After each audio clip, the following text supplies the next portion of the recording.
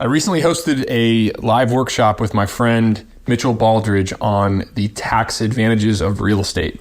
We cover bonus depreciation, cost segregation, 1031 exchanges, all the different ways that real estate and all the different things that make real estate the most tax efficient business in the world. So if you want to learn more about Mitchell and what he does, visit recostseg.com. And here is a replay of the workshop that we hosted a few weeks ago. Thanks for listening. Let's talk about the STR loophole, Mitchell, because there's a lot of people doing short-term rentals now. And my understanding of this is that it doesn't actually count as passive losses since it's considered a pretty active business, pretty involved business. Is that fair to say? Sure. So you just say, look, I'm a W-2 person and my wife is my spouse is a W-2 person, or we're just not going to meet 750 hours in more than half our time in real estate. We're not real estate pros. We're not real estate pros. We don't want to get there. It's not what we want to do. We don't have. Can I make a quick note though that I was talking to a buddy of mine who literally spends his retirement buying and selling industrial buildings and properties and deploying his cash into real estate. He went to a CPA and said, "Hey, am I a real estate pro?" And the CPA said, "No way. You own parts of this cash flowing body shop business. You are not a real estate pro. There is no way." And he's like, "Hold on. I spend a lot of time doing real estate. It could very well make a case." And I encouraged him, and Mitchell, you had a call with him too. You encouraged him to do the work to make the case to becoming a real estate professional if you are actually logging these hours and doing this stuff, because it's phenomenally important. And so many CPAs, so many bad CPAs out there advise people to not try to get real estate professional status instead of doing the work to actually record time and to make sure that this stuff is happening. So but if you're just not going to get there, if it's not in the cards, you don't want to get there. There's a couple of other paths through to taking these real estate losses. One, you can have a ton of passive income. You could have enough passive income that you can utilize the passive losses. Rich families do this all the time. Big family offices have too much passive income. It's common. Yeah, when you've got real estate that's 5 or 10 years old, it's unlevered, it's producing tons of cash flow, they don't need to offset their active income because they got a lot of passive. Or I'm an investor in a really successful partnership that just has spit cash out for I own 5% of the Dodgers, whatever that is. But the second way is that you start utilizing real estate for your business. So I'm a CPA. I'm not a real estate pro.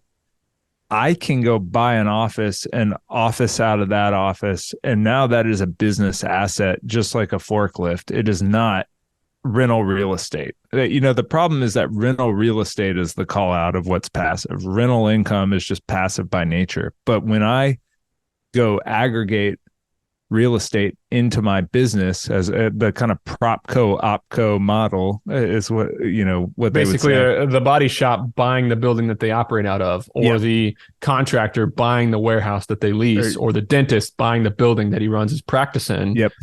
Those are examples of somebody bringing that real estate into their active business, and therefore it's not necessarily a passive loss when they depreciate that building. And so the STR loophole is an extension of that. If you're an Airbnb host materially participating in Airbnb activities, you do not have rental real estate. You're running a hotel that happens to run out of a $400,000 rent house and so that is the big STR loophole opportunity. And not recommending to run an Airbnb or not, do what you want with your life. But we've found just thousands of Airbnb owners who are doing all this work anyway that weren't taking advantage of the tax laws. And frankly, to me, if you're not getting the tax benefits, there's just no reason to run an Airbnb. So I have an example of this. I have a friend who bought a big house on the beach in Hilton Head. He runs a super successful business in Athens, prints tons of money. He bought a big house on the beach in Hilton Head, and he actually never went there because the Airbnb income was so strong, making so much money on short-term rentals. He hired a property management company, and he said, okay, I'll just go rent somewhere else when I stay there because my house is bringing in $20,000, $30,000 a week during peak season. I don't want to go. That was a $2.5 million beach house.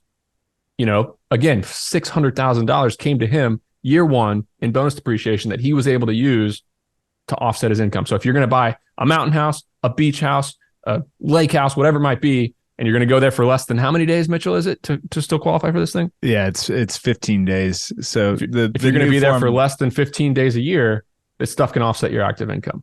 The new form of tax fraud is going to the wrong beach house by accident, but that's what's going to send you to jail. But and material participation is important, and that means either 500 hours in the activity or 100 hours and more than anybody else, or just to be the only participant. So the easiest example is I Airbnb the ADU, the accessory dwelling unit behind my house, and I just go change it over when it's time. Mike asked a good question. Yeah. He said, once I convince my CPA that my wife is indeed a real estate professional and we can deduct our passive real estate losses through bonus depreciation, isn't the real test that you need to pass, or is there a real test with the IRS that you need to pass? How do you know if you passed, and what do you do if you're audited? The best way to do this is actually track your time. Literally build an Excel spreadsheet, put down how much time you're using where.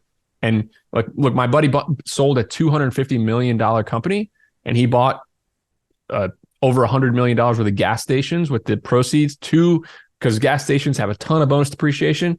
And he built a bomb-proof test, a very, very, very strong case to not get audited, or if he gets audited, which he will. He is a real estate professional. He has it all documented, exactly what they're doing, where they're going, how they're spending their time, so that his wife can become a real estate professional. And look, if you're a lower end of this stuff and you're saving a couple $100,000 in taxes, a good way to do it is just to keep the money set aside so that if you get audited and it gets reversed, you can cut the check without having a big problem.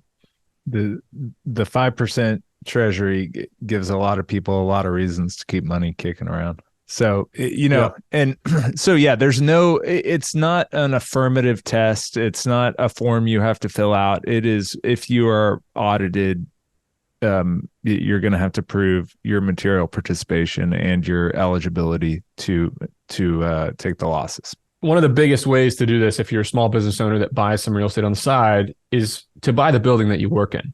If you buy the building where your company resides and rents from, that cost segregation study and that bonus depreciation will be massive to offset your income. Mitchell, why have you not bought that office building yet that you sit in? I'm working on it. It's it's getting to be a good time to go buy an office building. Rents in Houston, Texas, we're looking to move and re-rent, and they're like $38 a foot. Like, Houston has not gotten the memo that, or I guess it depends where, but yes.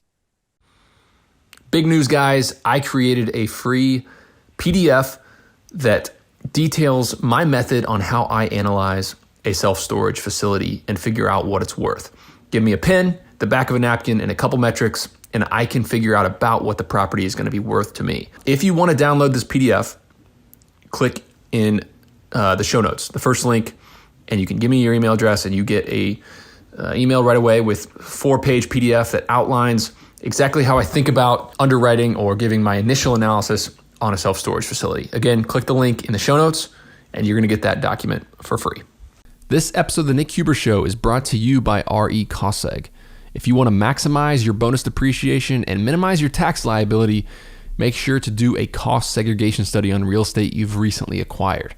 RE Cost Seg offers the lowest priced, fully engineered studies in the business, and you get a virtual site visit with a quick turnaround.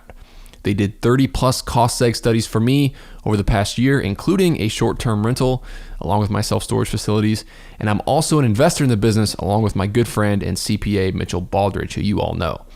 To learn more about how bonus depreciation works, listen to episode 75 of The Nick Huber Show, or visit recostseg.com to go ahead and get a free proposal that outlines the cost of the study and your potential savings. Thanks again, recostseg.com.